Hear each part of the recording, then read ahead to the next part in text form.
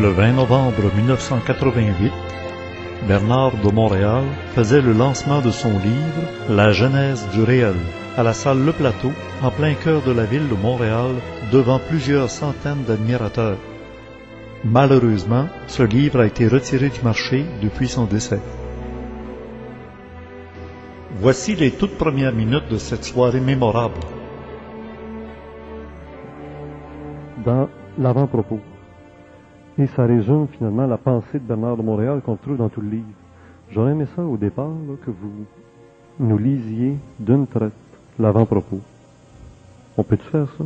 Avoir la voix de Bernard qui lit son message, puisqu'il le signe lui-même, et c'est juste une page. C'est pas long. Et c'est signé Bernard de Montréal. On peut-tu faire ça? Oui, oui.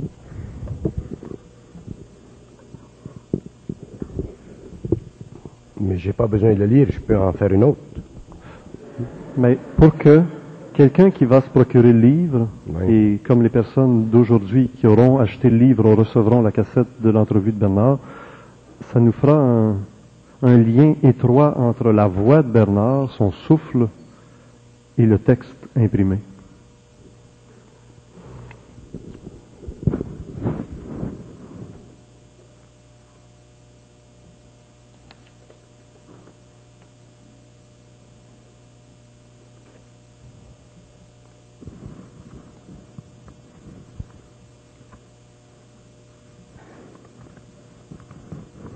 Vous voulez que je le lise?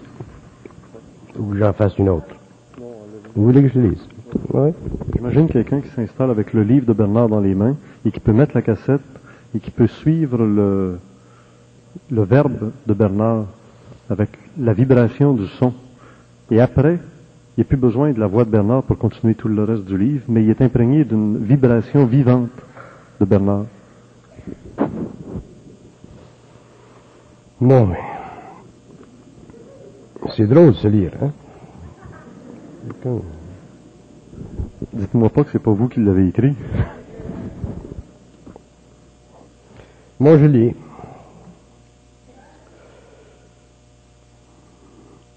C'est dur de lire, hein? Vous voulez réellement que je lise?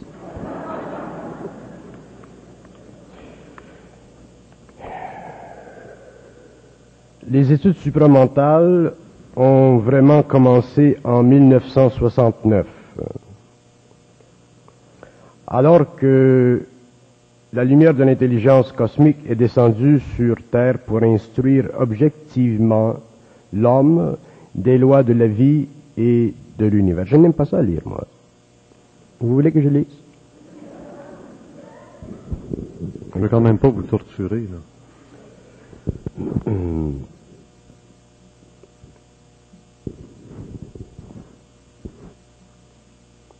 Je n'aime pas lire, moi. Aimeriez-vous mieux que François Payotte nous le lise? Ah oui, faites-le. François, oui. Avec une si belle diction. Parce que je vais vous dire pourquoi. Si je lis, si je relis mon matériel, Oui. je le critique. Donc, On va s'en je parler n'aime dans 2 pas minutes. lire. Alors François, où es-tu? Donc, c'est comme si ça me force à refaire la forme. Une fois que c'est fait, le relire, c'est difficile. C'est mieux que ça soit lu par... C'est très intéressant comme réflexion, quand même. Hein? Tiens, François, prends ma place. Viens ici.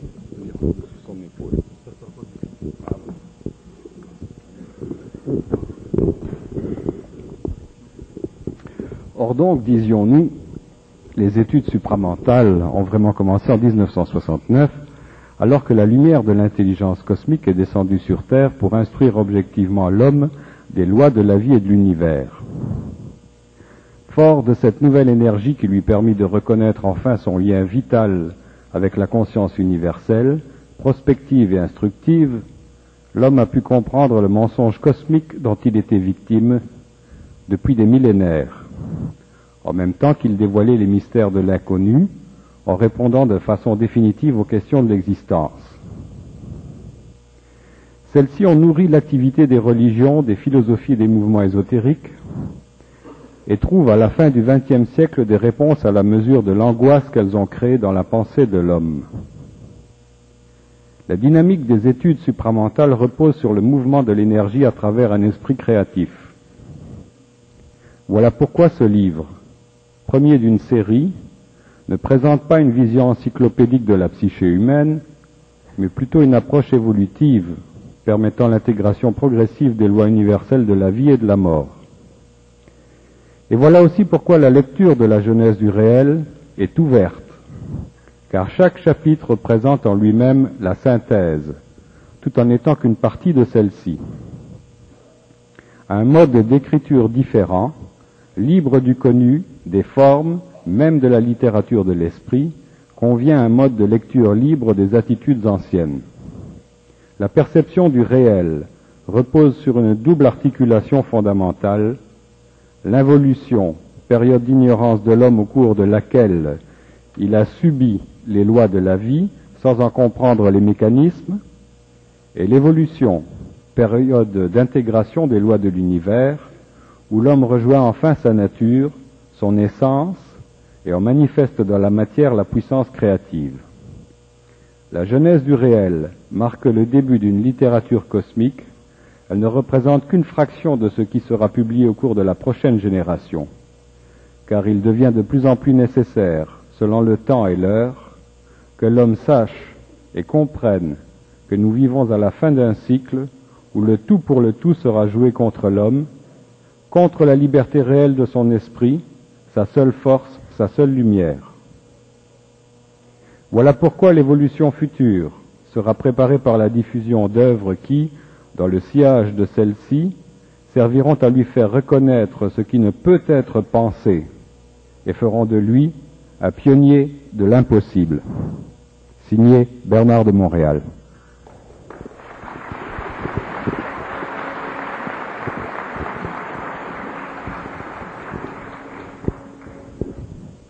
Êtes-vous bien d'accord avec ce qu'on vient d'entendre? Oui. Non, c'est très bien, très bien. Mais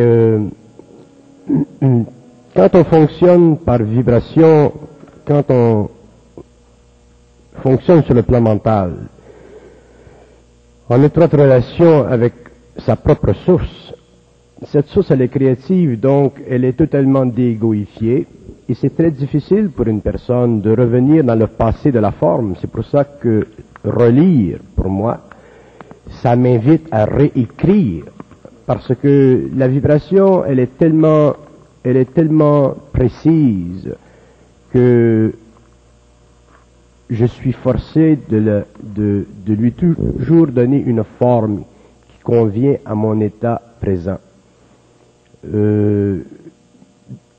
Dans ce livre et dans les autres livres, je serai toujours obligé d'écrire en fonction de ma vibration et non pas en fonction de la vibration du public au large. Et c'est la raison pour laquelle j'ai demandé à M. Filion de prendre mon livre et de lui donner une vibration suffisamment à la portée du public pour que le public puisse bénéficier et avoir le plaisir de me lire. Moi, je ne suis pas un écrivain. Je suis un communicateur. Je n'ai pas le talent d'écrivain, mais j'ai la capacité de communiquer facilement et précisément des idées qui sont neuves. Mais avant que l'homme puisse s'ajuster à la vibration de la forme, ça prendra un certain temps. Donc, en attendant, c'est mieux que les livres soient diminués dans leur vibration pour que le public puisse en bénéficier. Donc, si je les lis, il faut que je revienne dans ma vibration. Et c'est pourquoi je préfère que quelqu'un d'autre le fasse. Vous avez toujours été l'homme qui défaisait la forme. En publiant un livre, vous créez une forme. Oui. Je disais à des amis hier soir que l'homme découvrira que l'intelligence, c'est une énergie différenciée que l'homme doit lui-même concrétiser. C'est une énergie que l'homme doit former. L'énergie, la source, en elle-même est indifférenciée, et à partir du moment où elle passe dans le mental de l'homme, elle se différencie, donc elle acquiert une forme. Donc c'est le rôle de l'homme de donner à l'énergie une forme. Si nous disons que l'homme nouveau doit détruire les anciennes formes, c'est normal parce que on ne peut pas mettre un nouveau vin dans un vieux bocal. Mais il faut reconstruire un bocal. Donc c'est très normal et au cours de l'évolution, l'homme fera ceci dans toutes les sphères de son activité mentale, au niveau de la science, au niveau de la philosophie, de la psychologie, au niveau du savoir. L'homme sera obligé, forcé par sa vibration, de détruire les anciennes formes de la connaissance pour créer de nouvelles formes qui seront, cette fois, l'expression de son savoir universel. Et ceci, ce n'est pas facile. On croit souvent que briser une forme, c'est facile, mais ça ne l'est pas parce que, à partir du moment où l'homme brise une forme, il est obligé d'en supporter l'éclatement. Il ne s'agit pas pour l'être humain ou l'homme nouveau d'être radical dans le monde. Il ne s'agit pas pour lui de vouloir renverser le monde. Il ne s'agit pas non plus pour lui de vouloir transformer le monde. Il s'agit pour lui de se transformer lui-même. Et ensuite, au cours de l'évolution, le monde se transformera.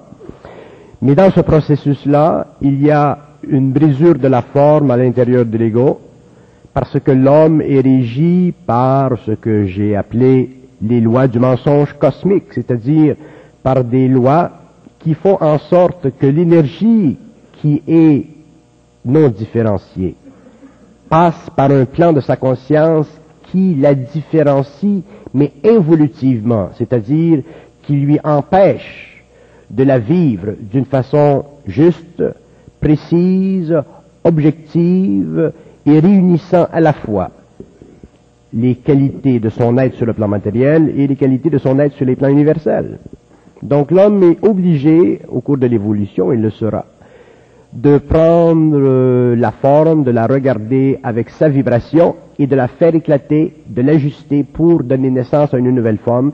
Et ça, ce sera le savoir, qui sera très différent de la connaissance ancienne. Mais ça demandera que l'homme soit sur le plan émotionnel, sur le plan mental, extrêmement équilibré, très fort dans l'émotion, très centré dans le mental et sans aucun orgueil dans le mental. Ce qu'on trouve dans le livre, c'est du savoir qui va devenir la connaissance mémorisée par des gens qui vont se mettre à rappeler des passages du livre.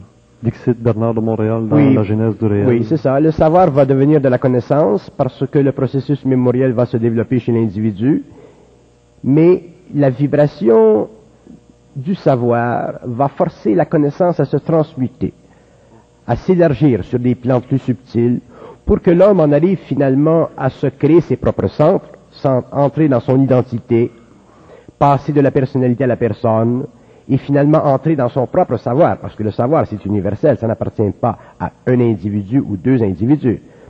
Mais il y a des étapes de temps, il y a des étapes d'évolution, et le savoir qui au cours des années et des générations sera publié, deviendra une forme de connaissance, mais une forme de connaissance vivante, c'est-à-dire une forme de connaissance qui sera suffisamment dépolarisée, déégoïfiée, rendue transpersonnelle, prépersonnelle, pour que l'homme, pour la première fois, puisse au moins réaliser que ce savoir fait aussi partie de son savoir. Fait partie de son savoir.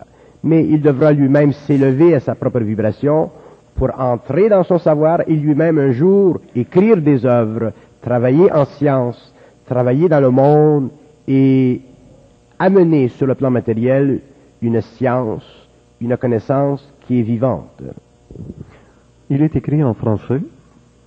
Il n'y a pas de hasard, et surtout pour Bernard de Montréal, il devait y avoir une raison pour laquelle cette énergie est passée par la langue française pour l'écrit.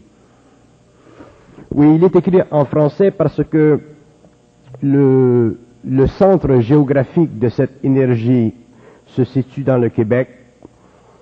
Si nous faisons référence à Nostradamus, il le situe aussi dans cette région.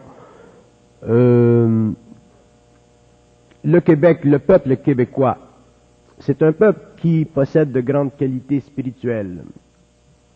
C'est un peuple qui bénéficie d'une position géographique qui le sort de la rigidité, de la fossilisation de la forme européenne.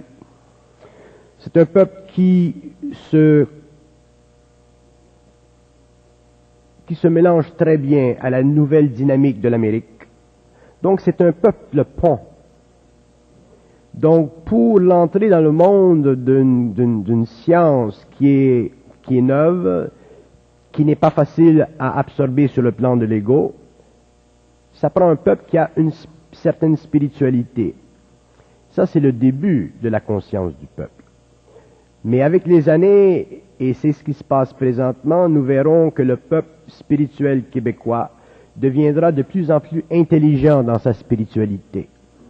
Donc, le peuple québécois sera un des premiers peuples sur le globe à comprendre l'invisible, donc à comprendre les lois de l'homme, donc à comprendre la mystification de la spiritualité, pour entrer dans la compréhension objective, réelle de l'invisible, ce qui amènera éventuellement ce peuple, à long terme, à pouvoir se définir comme étant une nouvelle représentation d'une conscience collective sur un plan matériel à l'échelle d'une nation. Pour ceci, il fallut que le peuple soit au début spirituel. Le peuple québécois a beaucoup souffert de sa spiritualité. Ça lui a créé une grande insécurité psychologique. Ça lui a créé un complexe d'infériorité énorme. Donc l'aspect négatif de cette incarnation va aussi le servir sur le plan positif, dans ce sens que, à partir du moment où l'homme, le Québécois, aura réalisé qu'il vit une très grande proximité avec l'avenir du mental, sa spiritualité, qui dans le passé était une forme décadente de spiritualité, deviendra une forme croissante d'intelligence déspiritualisée. Et à ce moment-là, le peuple québécois sera un grand peuple spirituel, mais non pas dans le sens mystique, religieux d'antan, mais dans le sens créatif, philosophique, métaphysique, ésotérique, occulte de l'avenir. Philosophique, métaphysique, ésotérique, occulte de l'avenir. Y a-t-il un rapprochement à faire? Il y a 2000 ans, le Christ passe par la Palestine, alors qu'à l'époque, c'était la Rome qui dominait. Et terre de Palestine entre deux mondes. Le Québec, c'est l'Amérique anglophone, pour ne pas dire les Américains des États-Unis qui dominent. Peuple encore entre deux mondes. Y a-t-il un rapprochement à faire? Le peuple juif, c'était un peuple initiatique. C'était un peuple initié, c'est une nation initiatique. La fondation de la conscience juive, c'est la Kabbale, donc ce n'est pas très peu à dire.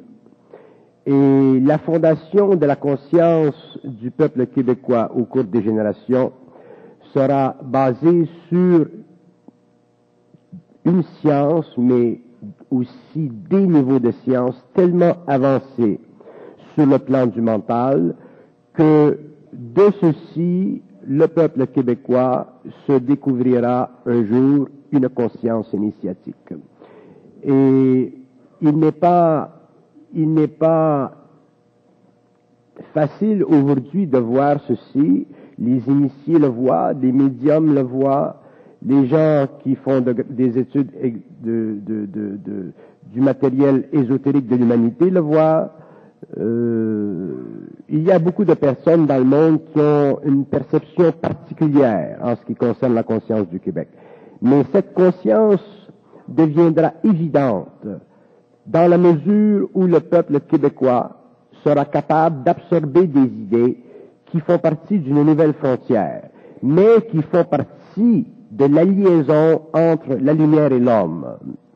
Un des grands dangers aujourd'hui en ce qui concerne les Québécois, à cause de leur spiritualité et à cause de leur grand goût de la recherche, c'est que ces êtres-là sont et seront facilement influençables par de nouveaux courants d'énergie qui se créent dans le monde.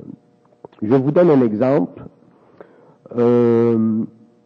Il y a aujourd'hui en Californie un phénomène que nous appelons le channeling. C'est un phénomène extrêmement puissant. Et lorsque l'astral se matérialise sur une planète, et ce n'est que le début de ceci, parce que c'est la fin d'un cycle, lorsque l'astral se manifeste sur une planète et que l'homme commence à vivre objectivement le contact avec les plans, et qu'il ne connaît pas les lois de ce qui se trame sur le plan de la politique cosmique, c'est très facile pour lui d'être fasciné par l'invisible. C'est très facile pour lui d'être réduit à une sorte d'impuissance psychologique face à l'invisible, parce que l'invisible a effectivement une grande capacité de s'introduire dans le mémoriel de l'homme et de lui faire voir qu'il connaît l'homme. Mais cette condition, elle sera arrêtée, dans ce sens qu'il y aura des œuvres qui créeront le profil du danger du phénomène de la canalisation. Je disais hier soir que, et ce n'est pas facile à comprendre, je disais que l'homme nouveau sur la planète sera celui qui différenciera l'énergie. Différencier l'énergie, c'est prendre l'énergie dans son état pur et lui donner la forme selon le niveau de conscience de l'homme, afin d'éliminer le pont entre l'infinité et la matière. Aujourd'hui, ce qui se passe, c'est que l'énergie, elle est différenciée fortement par le plan astral. Ce phénomène de la Californie est un exemple de ce que je veux dire. Le plan astral différencie l'énergie pour l'homme, et les gens qui vont vers ces expériences sont fascinés, trouvent ça absolument extraordinaire, mais ils ne voient pas encore les dangers qui sous-tendent la subtile forme de manipulation d'intelligence sur d'autres plans. L'homme a besoin d'être capable de différencier son énergie à un tel point qu'aucune forme venant du plan astral ou venant de l'invisible puisse affecter son esprit, c'est-à-dire qu'aucune forme ne doit pouvoir dominer son esprit. Dans la mesure où l'homme sera fasciné par la moindre des connaissances, dans la mesure où il sera fasciné par la moindre puissance créatrice autre que la sienne, il sera en danger. Et nous sommes dans ce temps-ci, nous sommes à la fin d'un cycle, les puissances astrales deviennent de plus en plus fortes, et plus l'homme sera fort, plus les puissances astrales deviendront fortes, il y aura beaucoup de suicides et beaucoup d'insanité. Pourquoi? Parce que nous ne sommes pas suffisamment dotés à l'échelle de la planète d'une science qui puisse connaître, comprendre les lois du suicide, les lois de l'aliénation. Dans mon second livre, je vais faire une étude de l'aliénation et je vais établir d'une façon publique que le phénomène de l'aliénation, ou toutes ses formes, est directement le produit de la relation entre le plan astral et le mental humain. Et je veux établir que les gens qui vivent l'aliénation sont manipulés par le plan astral. Une fois que l'homme connaîtra les lois du mental, il pourra se désengager de cette affliction, il pourra se désengager de cette manipulation, et il pourra aussi se désengager de la manipulation fatale de toute forme d'aliénation, qui est le suicide. Et nous verrons au cours des années que ces deux aspects de l'évolution et de la conscience évolutive deviendront de plus en plus évidentes dans tous les pays, surtout dans les pays extrêmement civilisés, et surtout dans les pays où l'homme subit un amoncellement d'informations, une saturation d'informations. Nous vivons dans un siècle où nous sommes surinformés, et l'information que nous vivons, c'est de la désinformation perpétuelle. L'homme doit en arriver à développer un centre. L'homme doit en arriver à développer une conscience intégrale. Il doit en arriver à pouvoir soutenir, supporter, sur ses propres épaules individuelles la capacité de sa propre vibration de pénétrer dans son mental et de lui laisser accès à son savoir qui est universel. Mais ça demandera pour l'homme une très grande transformation. Ça demandera pour lui une très grande réalisation de ses illusions antérieures. Ça demandera pour l'homme une très grande réalisation de ses illusions spirituelles. Et l'homme réalisera que non seulement y a-t-il un monde matériel, non seulement y a-t-il un monde spirituel, mais aussi il y a un monde qui n'existe pas dans la forme, qu'on appelle le monde de la lumière, qui est un univers absolu en lui-même, mais univers qui a besoin des mondes inférieurs pour se réaliser dans la forme. Et lorsque l'homme aura fait la synthèse de la matérialité, de la spiritualité, lorsqu'il se sera dégonflé devant le matériel, lorsqu'il se sera assagi devant la spiritualité et ses formes plus avancées telles que l'occultisme, à ce moment-là, il commencera à entrer dans son intelligence. Et il verra que le savoir est très facile, qu'il fait partie de la nature de l'homme, qu'il fait partie de sa conscience intégrale, que c'est beaucoup plus facile d'être dans le savoir que l'homme ne peut se l'imaginer, mais que c'est beaucoup plus difficile d'y avoir accès que l'homme aujourd'hui ne peut le comprendre.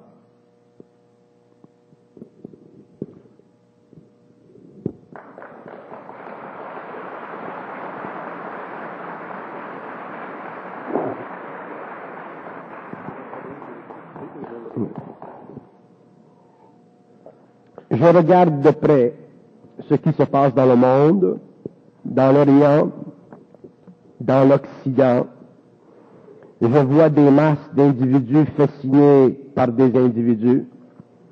Je vois des masses d'individus fascinés par les grands prêtres de l'occultisme et de l'ésotérisme.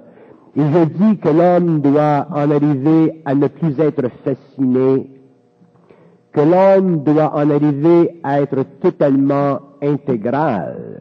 Et si l'homme est fasciné, il vivra la mesure de sa fascination, donc il vivra la mesure de son illusion. Il sera forcé par sa propre énergie, s'il fait partie de l'évolution, à dépasser ce qui, par le passé, lui avait servi d'autorité. L'homme est sa propre autorité. Il doit être dans sa propre autorité. C'est-à-dire qu'il doit être dans sa propre intelligence. Une autorité, ce n'est pas une forme de domination lorsque c'est conscientisé. Une autorité, c'est une capacité de l'être humain de plonger dans son propre monde, dans la réalité universelle de sa conscience, à son échelle, pour travailler dans le monde au niveau de l'architecture, de la science, de la médecine, de la philosophie. Donc, chaque être humain est doté de sa propre capacité. Je dis souvent à des gens, un petit verre plein, c'est aussi grand qu'un grand verre plein. Nous vivons par comparaison, nous disons, ah, cet homme-là, il a un grand verre plein. C'est une illusion. Un petit verre plein, c'est aussi fonctionnel, ça le remplit son rôle, autant qu'un grand verre plein. Et les hommes devront en arriver à cette constatation, à cette réalisation.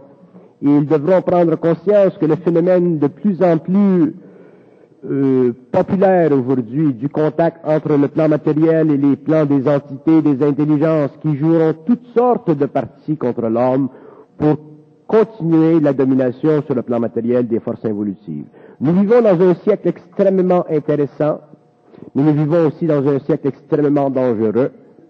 Et les hommes qui comprendront ce qui se passe, les hommes qui auront réalisé que l'homme, c'est le plus grand ami de l'homme, ce ne sont pas les sphères, commencera à comprendre ce qu'il est, commencera à réaliser que la qualité existentielle de sa psychologie n'est qu'une phase involutive de son inconscience.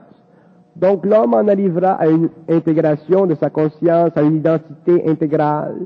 Il rencontrera des hommes dans le monde qui ont cette même vibration, et entre eux, ils seront très à l'aise. Il n'y aura plus de compétition. Il n'y aura plus d'orgueil entre les hommes. Il y aura simplement échange de ce savoir. On a l'impression que, au train où vont les choses sur le plan matériel, on s'en va vers une destruction de la planète par les lois écologiques qu'on a oublié de suivre. Est-ce que tout ça va se faire doucement ou par un choc? Avant que la planète en arrive à vivre sa grande tribulation, si vous voulez, avant que les masses humaines vivent par expérience les lois cosmiques de l'évolution de la Terre. Il y aura un certain temps. L'humanité ne peut pas absorber trop de chocs. Mais effectivement, l'homme sur le plan individuel, comme l'homme sur le plan collectif, ne peut pas évoluer sans choc. Il faut les chocs, parce qu'un choc, c'est une vibration qui fait éveiller la conscience. Donc, le karma mondial, il faut qu'il soit vécu. Il y a tellement d'inconscience sur la planète que c'est normal que l'homme vive des chocs. Mais par contre, l'homme conscientisé demain pourra passer à côté de ces chocs parce que sa conscience intégrale lui permettra de voir, de comprendre, de réaliser ce qui se passe et de ne pas être affecté par ce qui se passe. Mais il aura besoin d'une conscience qui est totalement éveillée. Les chocs vont se faire. C'est inutile pour l'homme de donner des dates aux chocs parce que ça trouble les populations et ce n'est pas bon de troubler les populations. Mais c'est important pour l'être humain de s'occuper de l'évolution de sa propre conscience. Nous n'avons pas à nous préoccuper des chocs. Nous avons à nous préoccuper de l'éveil de notre conscience, c'est-à-dire de notre capacité de vivre de notre propre énergie. Et à ce moment-là, l'énergie, donc l'intelligence de l'homme, lui permettra de passer à côté de ces événements majeurs qui font partie de la destinée des nations. Parlant des nations, dans votre livre, que je n'ai pas encore eu le temps de lire, on voit que vous parlez de l'avenir des nations, et vous laissez même sous-entendre que du monde jaune, de l'Asie, arrivera un grand raz-de-marée. Oui, parce que aujourd'hui, dans le monde, l'économie passe à un autre niveau. Autrement dit, la guerre se raffine. Et les Japonais, le peuple asiatique, qui a une conscience sociale très différente de la conscience occidentale, des peuples très intuitifs, très intelligents, très opportunistes, ce sont des peuples qui, avec le temps, utiliseront le pouvoir de la finance en relation avec leur capacité sociale d'organiser l'homme dans le travail. Et ces peuples ont une faculté qui fait partie de leur conscience, de leur psyché. Nous sommes très éloignés d'eux dans la structuration psychologique de leur politique économique. Et nous verrons avec le temps que le Japon deviendra un peuple très puissant, que le Japon établira une hégémonie sur le plan mondial dans les sphères de la politique de l'économie. Et nous verrons naître et se concrétiser lentement ce que les anciens appelaient le péril jaune. Nous verrons que les peuples se sépareront en blocs, que les masses humaines se diviseront en 4 blocs majeurs, le bloc asiatique, le bloc socialiste, le bloc européen et le bloc américain. Déjà, nous vivons au Québec la tension du free trade, du libre-échange. Déjà, nous voyons que les gens s'inquiètent. Est-ce que nous devons faire le libre-échange, ne pas faire le libre-échange? Il faut avoir de la vision. Le Canada ne peut pas indéfiniment demeurer en dehors de cet axe économique qui est l'Amérique, le Canada, le Mexique et éventuellement tous les pays d'Amérique du Sud. Nous ne pouvons pas prendre des décisions politiques simplement sur une temporalité de courte durée. Nous devons regarder à l'échelle de 20, 25, 30, 40, 45 ans. Nous avons besoin de vision.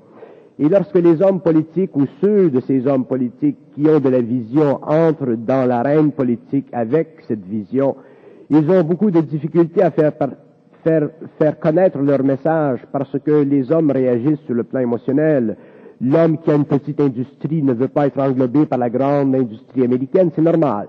Mais si nous voulons au Québec, au Canada, devenir des gens qui sont à la mesure de leur capacité, nous devons nous lancer dans la lutte commerciale, nous devons nous lancer dans le monde, travailler avec les étrangers, échanger avec les étrangers, regarder ce que nous pouvons faire par rapport à eux et éveiller en nous cette capacité de transiger avec des éléments qui ne sont pas de l'ordre provincial, mais qui sont de l'ordre international. Si nous voulons être bons dans l'économie, dans le business, dans l'échange des commodités de production, nous devons nous lancer à l'attaque des marchés internationaux.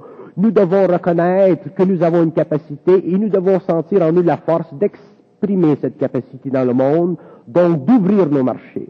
Il y a dans la province de Québec une certaine région, je crois la Beauce, où les hommes ont une certaine carrure, une certaine force. Ils représentent un peu le centre économique psychologique du Québec. Et ces gens-là ont une grande vocation dans le sens qu'ils représentent réellement ce que le Québécois doit devenir demain.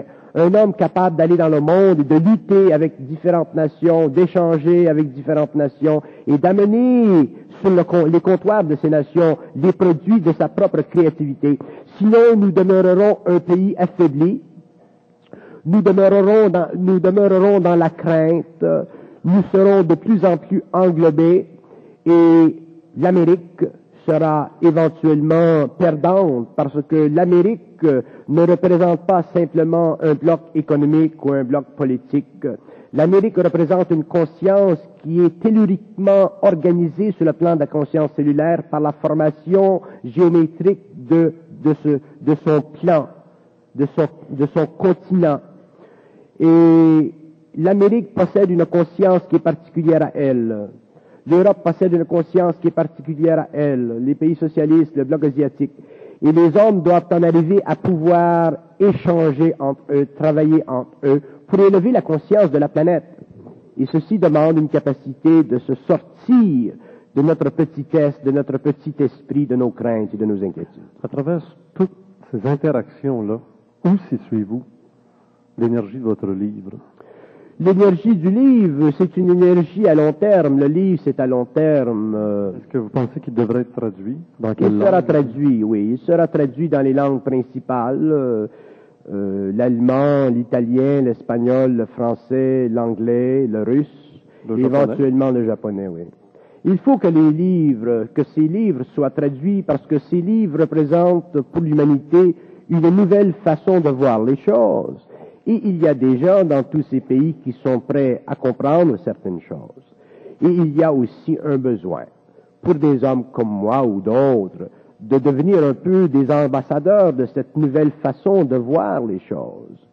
C'est absolument essentiel que des hommes puissent finalement établir des liens avec d'autres hommes dans d'autres pays pour que le public soit aussi averti qu'il y a finalement sur notre planète des sciences qui sont vivantes, qui font partie de l'homme, qui sont le produit du lien entre l'homme et sa source, qui ne sont pas le produit d'une médiumnité astrale, qui ne sont pas le produit d'une information venant du plan de la mort, mais qui sont le produit d'une différenciation de l'énergie dans la forme à partir de la lumière qui fait partie de la source de l'homme, qui en elle-même est universelle et qui convie l'homme à sa propre table.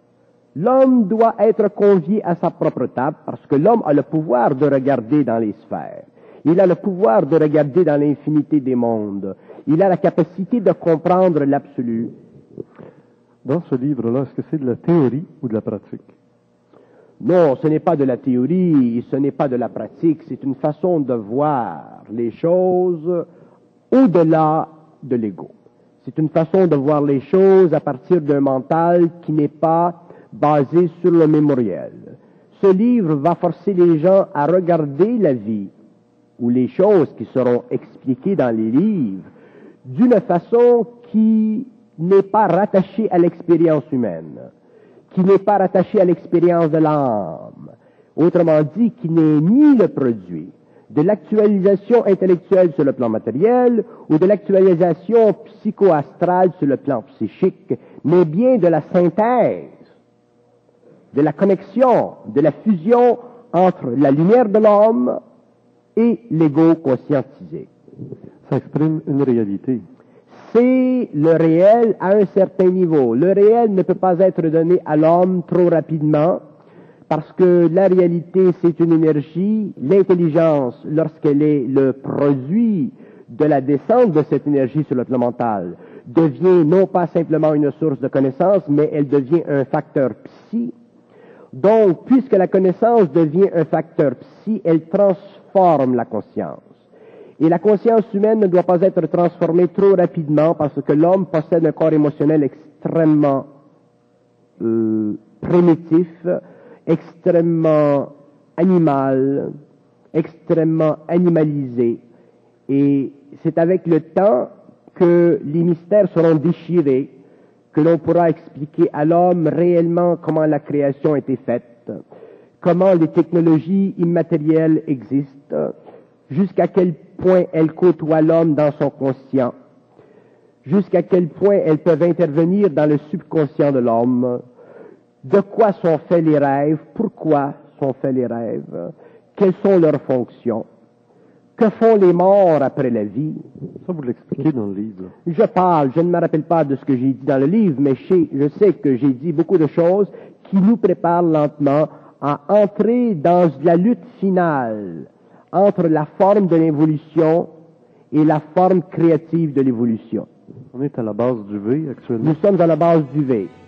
Si vous permettez que je regarde les titres, Les différents chapitres. les différents chapitres, les chapitres nous donnent un peu, parce ils ont été placés par vibration, ces chapitres. Nous voyons la destruction de la forme. Le supramental, c'est un monde qui est parfait. C'est un monde qui est régi par les lois de l'architecture de l'esprit. C'est un monde qui est organisé sur ce plan-là, en fonction des pensées cosmiques, alors que le plan mental de l'homme, ce que nous appelons l'intellect, il est structuré sur le plan planétaire, en fonction des pensées humaines.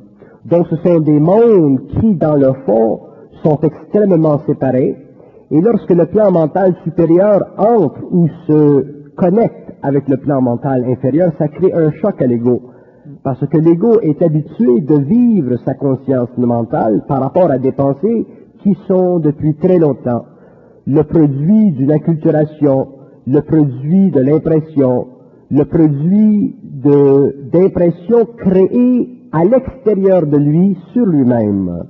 Alors que le plan mental pur, le plan supramental, si vous voulez l'appeler comme ça, c'est un plan d'énergie qui est au-dessus de l'ego, qui fait partie de la synthèse de l'âme et de l'esprit, mais qui est la source de la pensée créative pour l'ego, dans la mesure où l'ego est capable de la vivre sans réflexion. Si l'ego la vit, cette énergie avec réflexion, il se véhicule en lui une vibration plus basse, donc il vit la pensée subjective et il continue à poursuivre le mouvement évolutif de sa pensée. Donc ce n'est pas surprenant que l'homme ne puisse pas avoir accès au savoir, qui est universel, mais aussi qui fait partie de son propre savoir. Et la fusion? La fusion, c'est le développement éventuel de la rencontre entre l'énergie de l'esprit, l'énergie de l'âme et l'énergie de l'ego.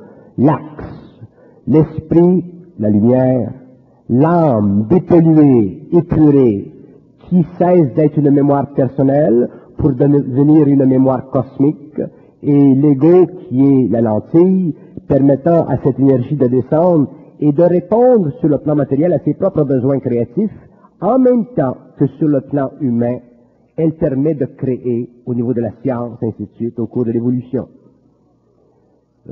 La formation de l'axe entre l'esprit, l'âme et l'ego est essentielle. Avec le temps, nous détruirons la forme de l'esprit. Nous emploierons un autre terme pour expliquer ce qu'est l'esprit, parce que l'homme, un jour, doit en arriver à avoir une compréhension politique de l'invisible.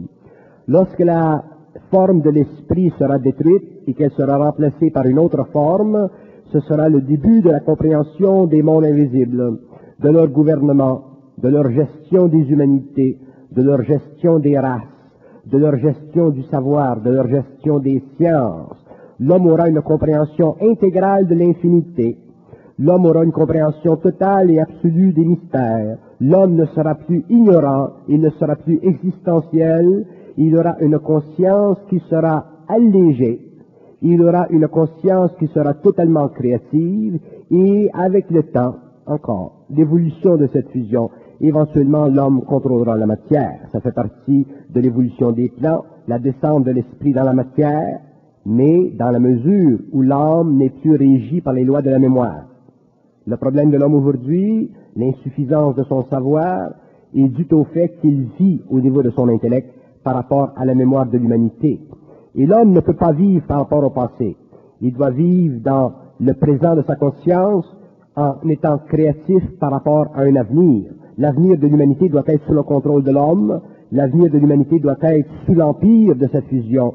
L'avenir de l'humanité doit être le résultat de cette fusion. Mais cette humanité ne sera pas l'humanité de l'involution.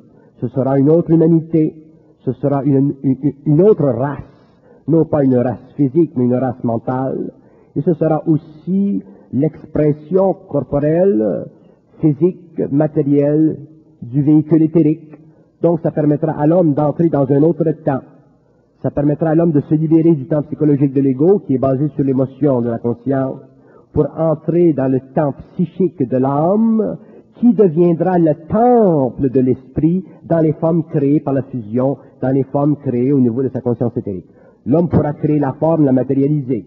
Ça fait partie de son évolution, mais avant que l'homme fasse ceci, il devra vivre sur le plan de l'humanité de grands chocs pour que l'esprit de la race, c'est-à-dire l'esprit de toute la race humaine, soit finalement ébranlé dans ses fondations, afin de recevoir un nouvel esprit, un autre esprit, qui sera l'esprit de l'homme. Et le temps dans tout ça? Le temps, c'est une gestion de l'énergie. Le temps ne représente que la formation sur les plans d'événements qui coïncident sur notre plan psychologique en impressions. Ces impressions créent de l'émotivité de la pensée, donc ces impressions créent chez nous une sorte de temps, un temps extrêmement lent, un temps extrêmement lourd à supporter, des mois, des années, des siècles. Sur le plan éthérique, le temps existe aussi, mais il n'a pas la même vélocité, c'est-à-dire que l'énergie de l'esprit qui passe à travers le mental de l'homme sur le plan éthérique n'est pas forcée d'étudier la mémoire de l'âme pour transmuter instantanément la conscience atomique de son mouvement. Sur le plan de l'esprit, sur le plan éthérique, l'esprit est instantané, l'homme est instantané, le temps est régi par l'homme, il fait partie de la constitution psychique de son âme, parce que l'homme a la capacité dans ce temps-là de s'instruire de la lumière et d'instruire les royaumes des lois vibratoires de la lumière et de décomposer le temps psychologique de l'humanité et de faire avancer l'homme plus rapidement, mais toujours en respectant les lois de l'humanité involutive. Quand on parle de la fin des temps, ce sera justement le jour où il y aura fusion, alors les temps... La fin des temps, c'est la fin d'un cycle d'involution, c'est la fin de la prédominance sur l'évolution de la Terre des races involutives corporelles. La fin des temps, c'est l'ascension de l'homme à une nouvelle corporalité, c'est la pénétration de l'homme dans les terres, c'est le contrôle total de l'homme sur le monde de la mort. C'est la puissance du corps éthérique sur les entités et sur les égrégores astraux. C'est l'arrêt, dans le sens cosmique du terme, du pouvoir des forces arimaniennes et des forces lucifériennes sur la planète. Vous dites dans votre livre à un moment donné que l'être humain va vivre une demi-journée de marche vers l'intérieur de la Terre. L'être humain sera obligé, lorsqu'il aura accès à son véhicule subtil, de rencontrer des intelligences pour établir sa loi. Donc l'homme, à cause de l'ingravité du corps éthérique, sera obligé de vivre sa conscience éthérique dans le sous-sol de la Terre, un peu en dessous de la surface, mais suffisamment près pour toujours contrôler les forces élémentales qui ne voudront jamais céder le contrôle de leur puissance tellurique sur la planète. Et ça, c'est intéressant parce que, je vous donne un exemple là. Supposons qu'un homme est président d'une compagnie. Il n'a pas le temps de faire de la cuisine. Donc il faut que la cuisine, les petites actions soient faite par des gens qui ont cette fonction. Et les forces telluriques qui existent dans le centre de la Terre ont une fonction importante en ce qui concerne l'évolution du royaume matériel, du royaume animal et du royaume plantaire. Mais ces forces-là deviennent de plus en plus menacées par l'électrification de la conscience de la Terre. C'est-à-dire que plus l'homme va devenir conscient, plus il va pouvoir sortir en éthérique, plus il va pouvoir regarder dans leur monde, mais eux ne pourront pas les voir. Ils seront simplement conscients de sa présence. Et sa présence créera dans ces êtres-là de l'ambivalence de l'émoi. Ils nous verront dans ce temps-là, sur le plan matériel, énormément de troubles au niveau de la tellurie de la Terre, c'est-à-dire qu'il y aura beaucoup de tremblements de terre. Il y aura des fracas au niveau des continents. Il y aura des renversements de la température, parce que le cosmos de notre planète n'est pas simplement un cosmos matériel. Il est un cosmos psychique. Il y a des dominations, il y a des forces, il y a des intelligences, il y a des gouvernements, il y a une gouverne, mais nous sommes en train de passer, pour ainsi dire, à une nouvelle élection. Et ces êtres-là, ces intelligences sont troublées par la nouvelle élection parce que les gens qui seront élus, c'est-à-dire la formation d'un gouvernement invisible, ne viendra pas de leur milieu.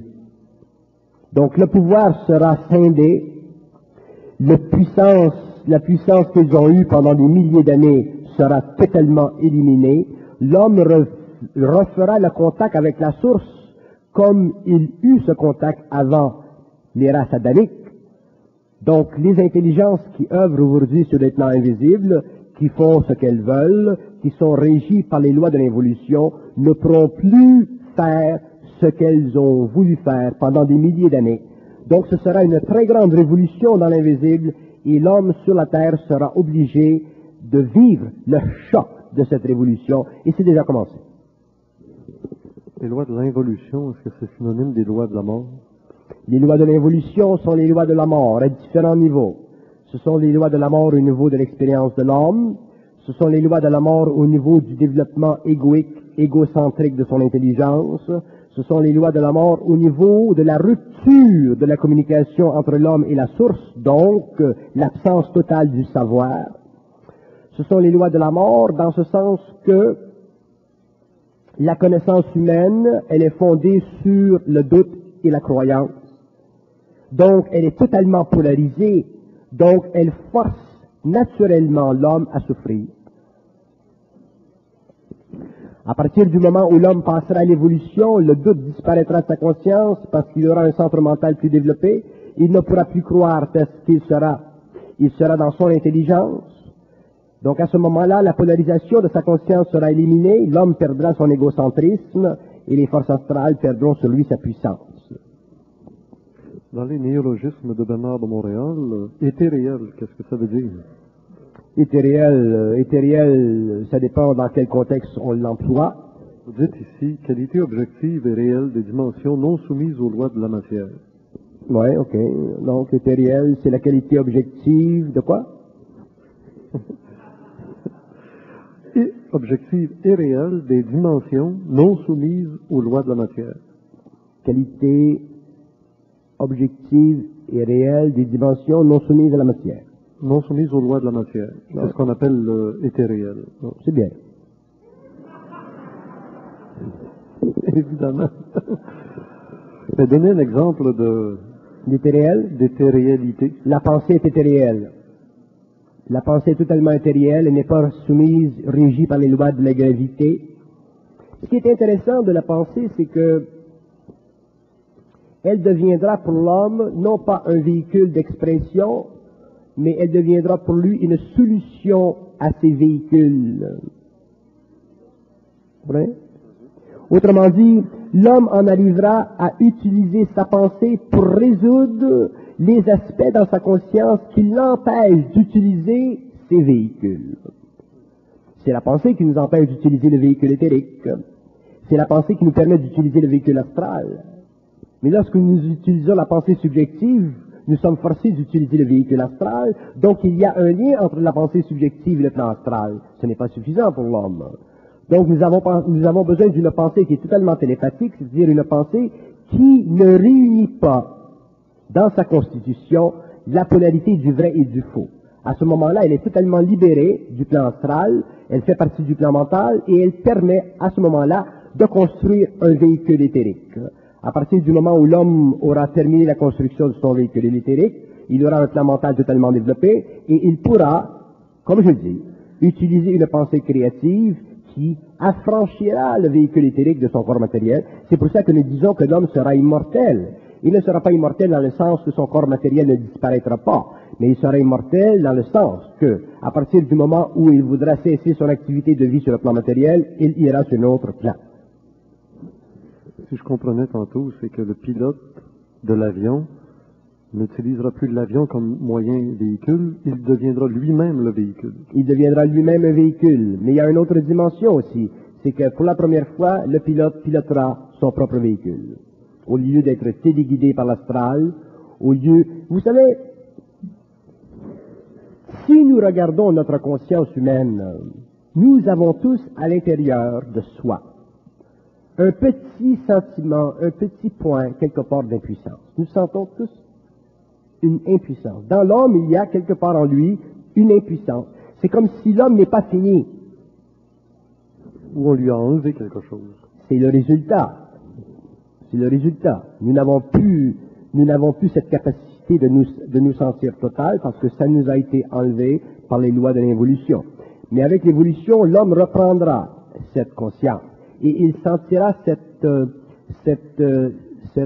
réalité, cette totalité, cette intégralité, et il sera bien sur le plan matériel, il sera bien sur le plan éthérique, il sera bien sur le plan astral. L'homme sera bien, il sera toujours bien. Il n'y aura plus de souffrance dans la conscience humaine. Et maintenant, le titre de la maison d'édition qui s'appelle Science intégrale. Science au singulier. Intégrale au singulier. Oui, c'est une science intégrale qui comprendra beaucoup de sciences. Mais la science doit être intégrale, elle doit être une, qu'elle s'applique à la physique ou à la génétique ou à la psychologie ou à la philosophie. La science doit être une. La science de la matière, la science de l'esprit, tout doit être unifié. Et c'est l'homme qui unifiera ces sciences. Mais ce sera une science. Lorsque les sciences seront unifiées sur la Terre, il n'y aura qu'une science. Donc le physiciste pourra parler au psychologue, au parapsychologue. Dans ce temps-là, le psychologue aura disparu pour laisser la place au parapsychologue. Et dans ce temps-là, le parapsychologue aura disparu pour donner naissance à une autre sorte de psychologisme. Parce que le psychologue est aussi prisonnier de ses illusions. Parce que le psychologue veut faire de la science de l'esprit une science matérielle.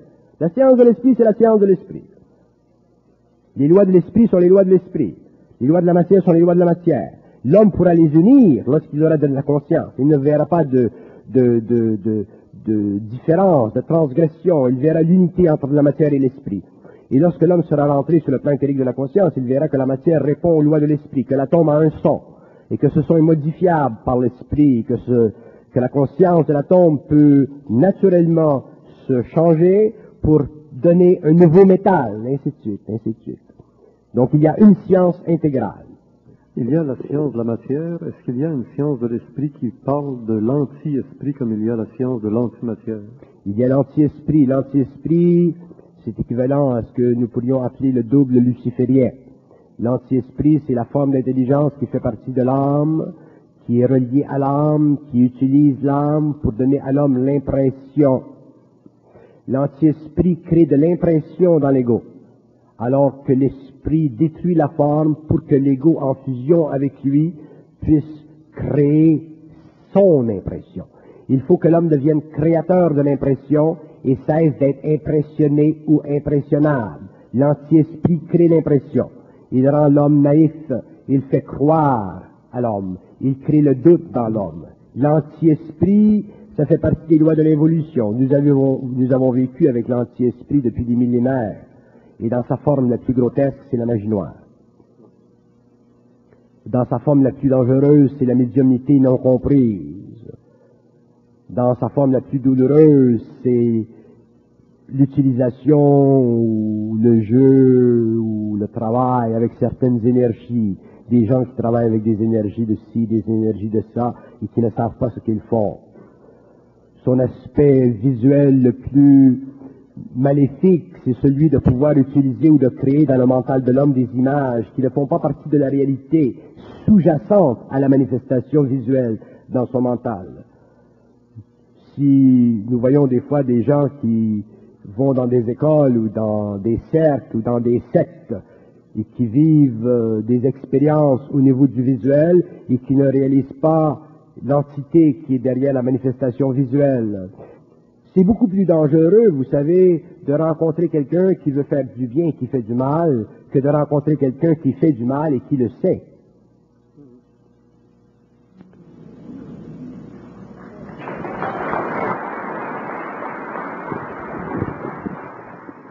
Vous nous parlez beaucoup de la fin de cycle. La fin de cycle, d'autres vont l'interpréter comme la fin des temps, qu'on annonce dans la Bible. La fin du cycle, comme je disais, ça va se faire petit à petit. Nous pouvons calculer que vers l'an 2070, la fin du cycle aura atteint son temps. Le contact entre l'homme et d'autres civilisations sera établi de façon officielle sur la Terre.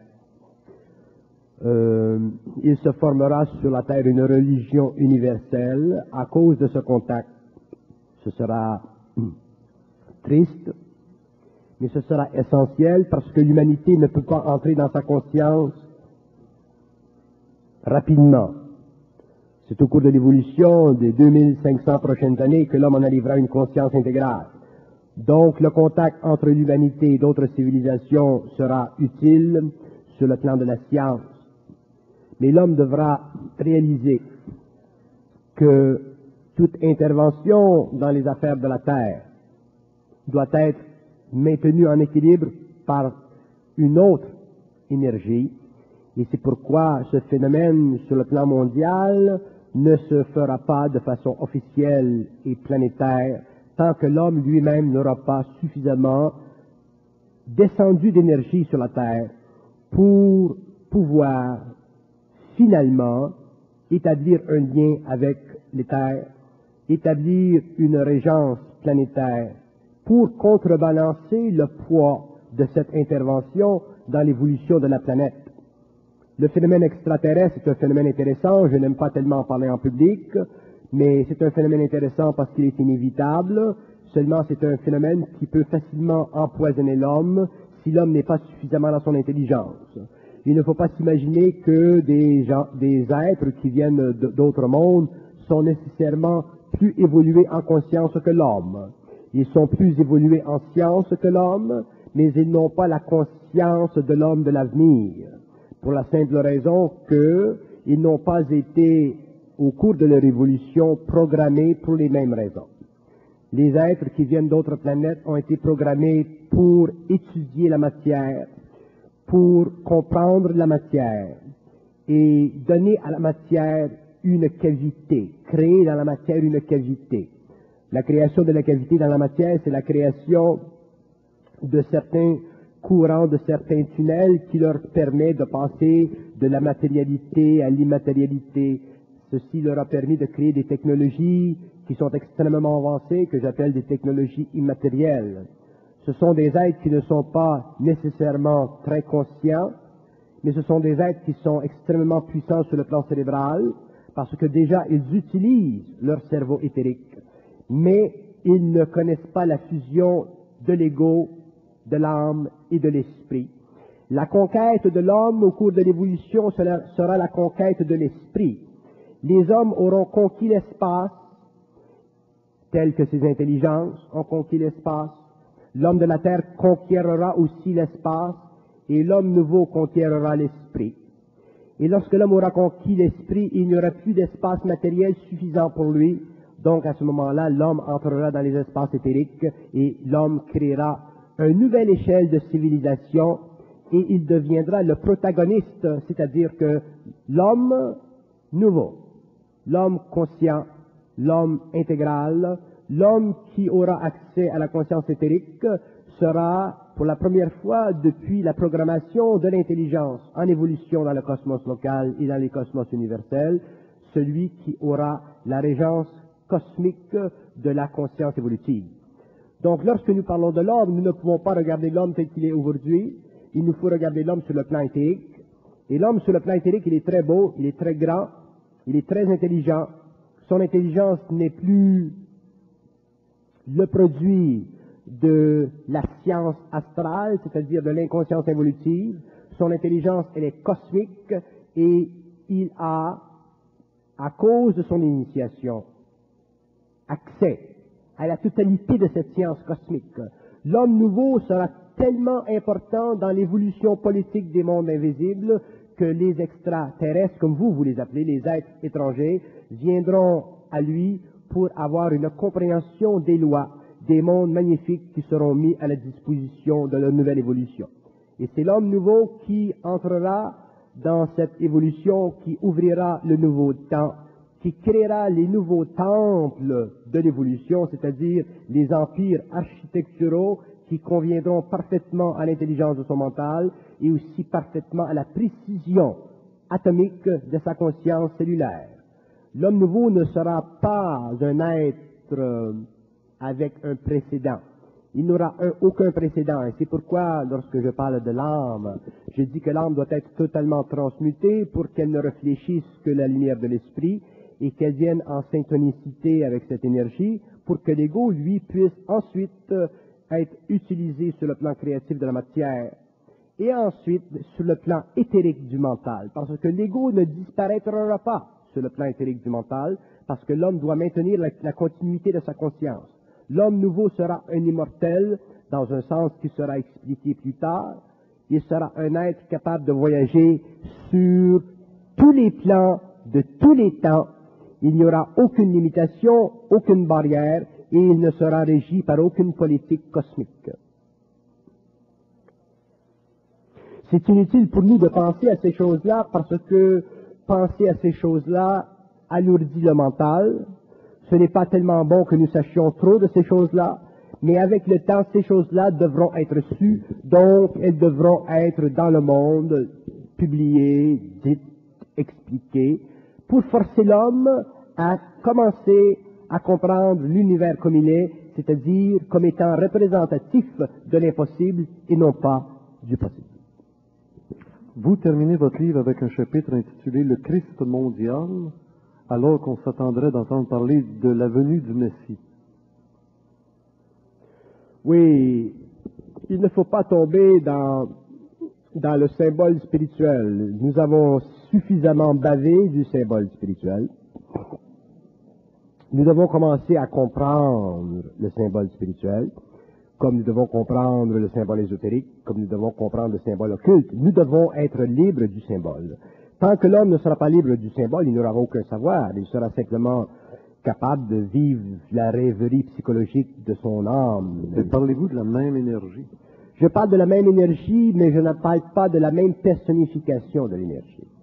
L'énergie de la conscience nouvelle sur la Terre sera le produit de l'actualisation et de l'accès de l'homme à sa propre vitalité.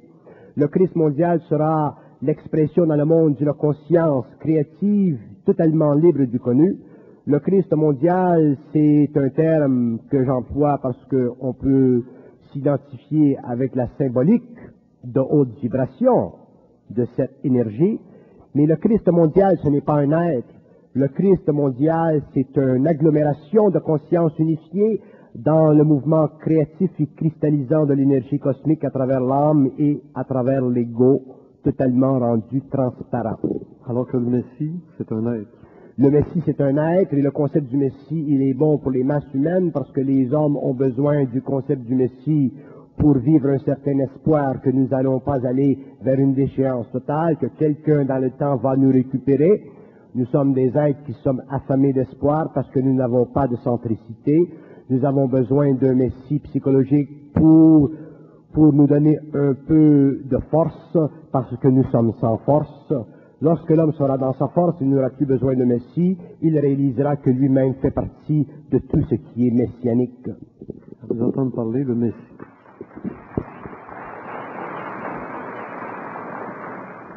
L'image que j'en avais du Messie, de la façon dont vous en parlez, ce serait le vidangeur. Il vient ramasser les vidanges de la terre, c'est-à-dire toutes les choses négatives et retardataires qu'on a eues, il va nous mettre...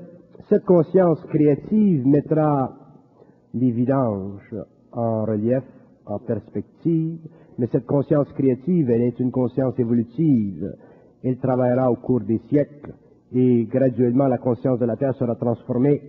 Mais dans les premiers temps de cette conscience, dans les premiers mouvements de cette fusion de l'énergie sur le plan matériel, nous réaliserons que l'homme sur la Terre, conscientisé, a sa place et qu'il doit prendre sa place et qu'il ne peut plus laisser à la symbologie ou à l'histoire du symbole une place dans son mental.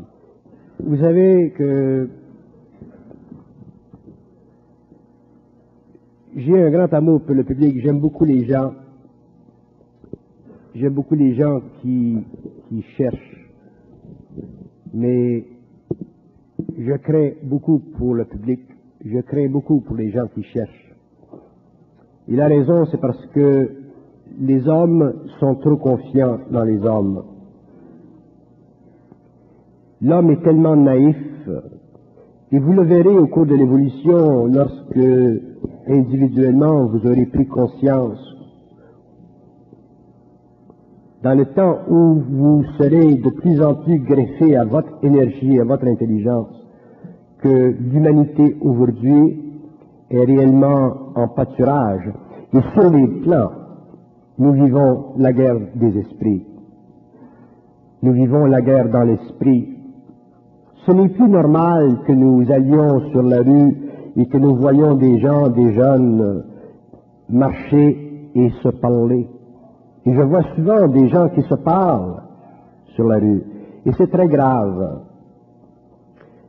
Ils parlent avec qui? Ils ne le savent pas. Ils vivent une grande souffrance. Nous avons beaucoup besoin de savoir comment l'homme fonctionne psychiquement. Mais nous avons grandement besoin de réaliser que chacun de nous, en tant qu'être, possède et a accès à sa propre intelligence. Mais nous devons nous donner la chance d'y goûter. Nous sommes plusieurs maintenant dans la province de Québec. Il y a beaucoup de connaissances, il y a beaucoup de savoir. Nous aurons une science très vaste de l'homme. Donc, nous devons prendre avantage, probablement pour la première fois depuis l'évolution, de savoir que nous, chacun de nous, le petit homme, le fermier, le psychologue, l'avocat, l'architecte, tous les hommes qui ont une sensibilité et qui sentent des choses, qui perçoivent des choses, que finalement ces gens réalisent qu'ils ne sont pas seuls, qu'il y a beaucoup de personnes dans le monde qui savent des choses, qui perçoivent des choses, mais qui ne sont pas suffisamment affiliés entre eux. C'est ça le problème. Lorsque nous avons des amis et que nous pouvons parler de ces choses internes avec des amis d'une façon objective, nous nous sentons bien parce que nous réalisons que nous ne sommes pas seuls. Mais lorsque nous sommes seuls, comme il y a beaucoup de personnes qui sont seules, et que nous vivons des choses intérieures, et que nous n'avons pas de point de référence interne suffisamment puissant pour nous donner une base fondée sur notre identité, c'est difficile. Et je vous dis, en tant que personne publique, puisque je suis public, que vous aurez toujours accès à ma personne à travers mes paroles. Ceci veut dire que si dans le monde de l'homme, surtout dans la province de Québec, il y a des questions qui ne sont pas répondues, dans le temps, je les répondrai. S'il y a des questions concernant la vie de l'homme que vous voulez répondues, dans le temps, elles seront répondues. Mais il y a tellement de choses à dire qu'il y a un temps pour répondre à toutes ces questions. Mais je vous assure que l'homme nouveau, sur le plan matériel, il est déjà en évolution et que cette science intégrale fait déjà partie de la conscience de la planète et que, en tant qu'individu, nous devons réaliser avec le temps que nous avons cette science chacun de nous possède cette science et que le temps des maîtres est terminé. À partir du moment où l'homme aura la force de supporter cette science, à partir du moment où l'homme aura la force de supporter ce qu'il sait, même si c'est un petit peu, à partir du moment où l'homme pourra vivre son petit vase plein, déjà l'homme dépassera l'évolution, entrera dans son identité, il trouvera très facile de pouvoir communiquer à d'autres niveaux avec d'autres hommes ou d'autres intelligences. Mais il nous faut, pour le moment, nous reconstruire. Nous devons arracher au passé ce qu'il nous a enlevé et nous devons reconstruire notre avenir, c'est-à-dire nous devons reprendre contrôle de ce que nous sommes, c'est-à-dire des êtres qui réellement sont de lumière, faits de lumière, non pas simplement tissés de rêveries, tissés d'impressions, mais réellement coulés dans la lave chaude de leur propre feu. Donc je vous souhaite en tant que public de ne pas, surtout dans les années à venir, regarder ceux qui pointent, regarder ceux qui parlent, ou regarder ceux qui font avec de la fascination. Commencez à cesser à ne plus être fasciné. Commencez à éliminer chez vous la fascination et vous commencerez à vous regarder au lieu de regarder les autres.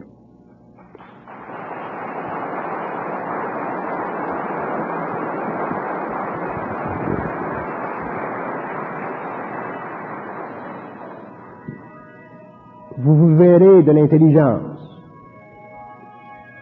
Et lorsque l'homme commence à se voir de l'intelligence, il n'est pas habitué. L'ego vibre. Avec le temps, il s'habitue. Et un jour, pour l'homme, d'être intelligent, ce sera normal, ce sera naturel, ce ne sera plus un poids, ce sera facile, parce que la science de l'esprit deviendra la connaissance de l'homme. Et lorsque l'homme sera dans la science de l'esprit et qu'il véhiculera dans le monde sa connaissance, il n'aura plus de temps à perdre à chercher à voir s'il est ou s'il n'est pas intelligent. Nous avons été embaumés pendant des millénaires, et l'homme sortira de sa tombe, il sortira de sa froideur, et il découvrira qu'il est extrêmement bien placé pour savoir.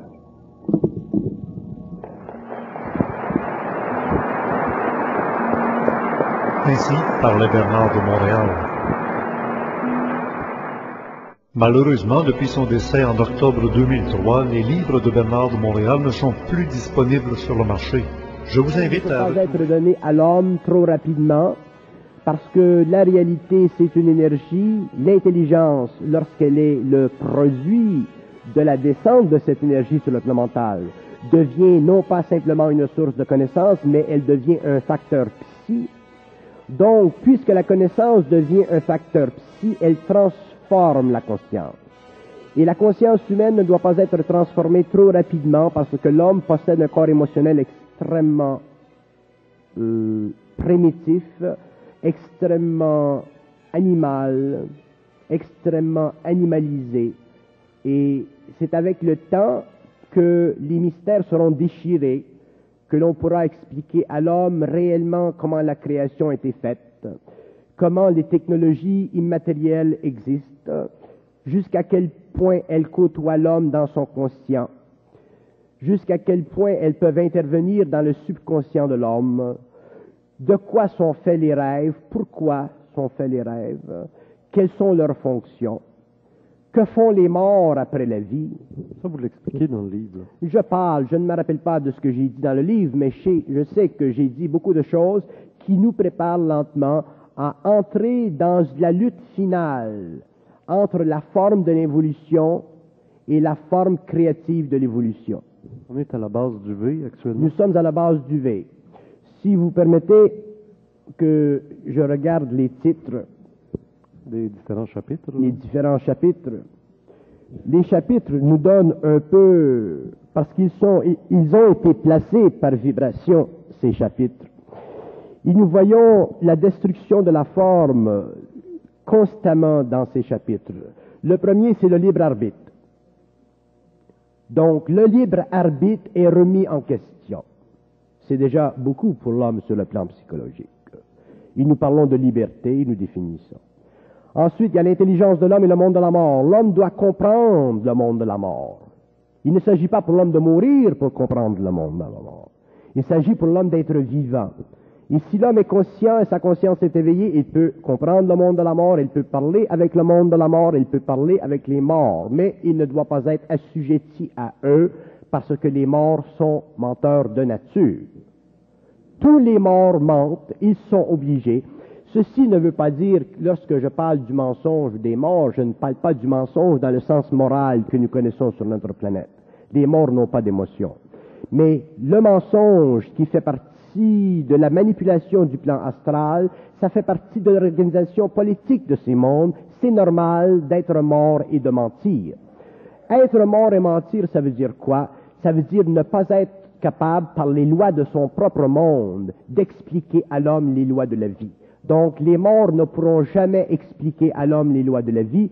C'est l'homme qui sera obligé d'expliquer aux morts les lois de la vie et aux morts les lois de la mort. L'épuration du mental humain. L'homme devra vivre une épuration du mental dans ce sens qu'il devra comprendre le processus de la pensée, le phénomène de la pensée. Ce n'est pas suffisant pour l'homme de penser. Penser, c'est une chose. Nous venons au monde, nous commençons à penser. Viendra le temps où l'homme comprendra le phénomène de la pensée comme il comprend le phénomène de l'architecture. La pensée humaine est la vérité. L'homme découvrira que la vérité fait partie du mensonge cosmique. À partir du moment où l'homme cherche la vérité, il est fini. Donc, l'homme entrera dans le réel. Il comprendra que la vérité et le mensonge sont simplement des interfaces d'une réalité qui n'est pas comprise. Donc, il sera forcé au niveau de la pensée d'élever sa vibration. Le psychisme humain. L'homme devra comprendre le psychisme humain pour finalement en arriver à dépasser le constat psychologique du subconscient. Lorsque l'homme ne vivra plus sur le plan du subconscient, lorsque le subconscient n'existera plus pour lui, l'homme sera conscient sur le plan astral. Lorsque l'homme sera conscient sur le plan astral, il aura déjà accès à une vision globale de son être en ce qui concerne sa mémoire, la diffamation de sa mémoire, l'utilisation par les plans de sa mémoire pour la constitution psychologique d'un jeu ou d'un ego subjectif et égocentrique. Le doute et la croyance. L'homme réalisera que tant qu'il doutera, il vivra d'insécurité dans le mental. Tant qu'il croira, il sera fini. Un homme qui croit un homme, c'est pas pire. C'est un moindre danger. Mais un homme qui croit une entité, il est mort. Il ne peut jamais arriver à la créativité de son centre mental. Donc, avec le temps, avec la fin de l'évolution, on demandera à l'homme de croire. Et les hommes de plus en plus conscients, de plus en plus individualisés, les hommes de plus en plus conscients de leur liberté, du besoin de la descente de la liberté sur le plan matériel, ne pourront pas croire. Un homme n'a pas besoin de croire pour savoir. Donc, croire, c'est ne pas avoir accès à sa propre puissance mentale, et douter, c'est vivre l'insécurité égoïque de son moi. Ceci, c'est expliqué. Il y a la communication avec les plans. Nous expliquons dans le livre comment l'homme en arrivera à pouvoir communiquer avec les plans. C'est intéressant de communiquer avec les plans. C'est un peu comme si l'homme aujourd'hui irait dans le fond de la mer. Donc nous communiquons avec les plans, nous pourrons entrer en communication avec des intelligences qui ne sont plus sur le plan matériel. C'est intéressant de parler avec des intelligences qui sont dans d'autres mondes, dans d'autres plans, mais il faut être intelligent. Il faut être intelligent. Et être intelligent, ça veut dire quoi? Ne jamais les croire. Intelligent, ça veut dire quoi? Être plus intelligent qu'elle. Et ça, c'est difficile pour l'homme. C'est difficile pour un être humain qui communique avec une entité de vivre son intelligence, sa vibration d'une façon parfaite et de supporter sur le plan mental sa résonance, ne pas vivre l'insécurité égoïque par rapport à cette entité. C'est un tour de force pour l'homme nouveau. Donc, éventuellement, les entités se plieront à l'exigence de l'homme et cesseront de le niaiser comme ils ont fait pendant l'évolution. Il y a l'atome et la conscience nouvelle. Nous expliquons la conscience de l'atome. Nous expliquons l'évolution de la conscience nouvelle de l'homme. Et nous parlons, je suppose, là-dedans, je ne me rappelle pas, mais nous parlons probablement de l'évolution de la conscience des cellules, où l'homme éventuellement pourra, sur le plan éthérique, donner un autre son à l'atome, transformer la structure atomique de l'énergie et se créer une nouvelle technologie, c'est-à-dire une technologie matérielle. où il utilisera le cristal, non pas comme il le fait aujourd'hui en laboratoire, mais en le rendant vivant, en tellurisant sa structure moléculaire et en donnant à l'atome la vibration qui lui est nécessaire afin de qu'elle puisse être en harmonie vibratoire avec le plan minéral, animal, plantaire, humain et le surhomme de demain. Ainsi de suite, ainsi de suite. Il y a beaucoup de choses. Et je finis Par le Christ mondial. Je finis par le Christ mondial pour éliminer de la conscience spirituelle des hommes, qui est très grande aujourd'hui, l'illusion que le Christ va revenir, pour faire comprendre que le Christ mondial, autrement dit, cette lumière dans le monde, fera partie d'une conscience collective à l'intérieur de laquelle les hommes individualisés représenteront le lien cosmique, seront l'expression du lien universel sur le plan matériel. Donc, c'est pour encore briser la forme, c'est pour encore faire reconnaître à l'homme que le temps où des hommes qui sont venus sur le plan matériel pour donner une conscience à l'humanité doivent cesser d'être admirés, doivent cesser d'être adorés, doivent cesser d'être trop aimés, doivent cesser d'être mis sur un piédestal, pour que l'homme lui-même, l'homme, le petit homme devienne grand et se mette lui-même sur son propre plan. Et lorsque les hommes se mettront sur leur propre plan, il y aura de grands plans de vie sur le plan matériel. Il y aura une nouvelle conscience et les hommes cesseront d'être de petits hommes, des croyants, des faibles, des non avertis, des ignorants avec une grande volonté. On va faire bientôt la pause, Bernard. À qui s'adresse ce livre? Il s'adresse à tout le monde. Il s'adresse à ceux qui cherchent à avancer dans une certaine prise de conscience. Il s'adresse à eux qui ne veulent pas être troublés dans leur conscience. C'est pas un livre de théologie ou de psychologie ou de... Non, c'est un livre qui tente d'expliquer à travers ma conscience ce que je vis de ma compréhension des mystères et de l'infinité, pour permettre à l'homme de dépasser le stage psychologique de sa conscience et en arriver éventuellement à réaliser qu'il possède un stage, un plan psychique où sa conscience est totalement universelle et où ce livre et ses dires font autant partie de son savoir que du mien. Merci beaucoup, Bernard.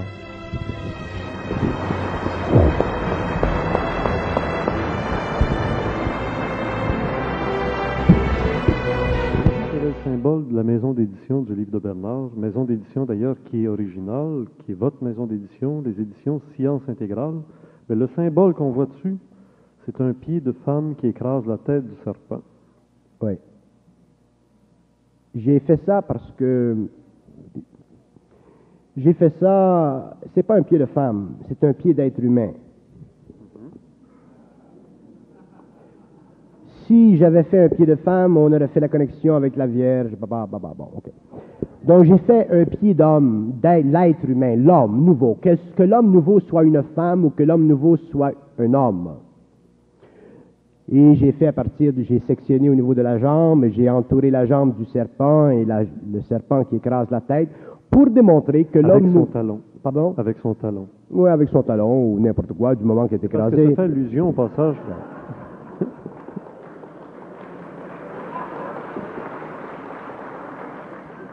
Ça fait allusion, bien sûr, au passage de la Bible, par la Genèse.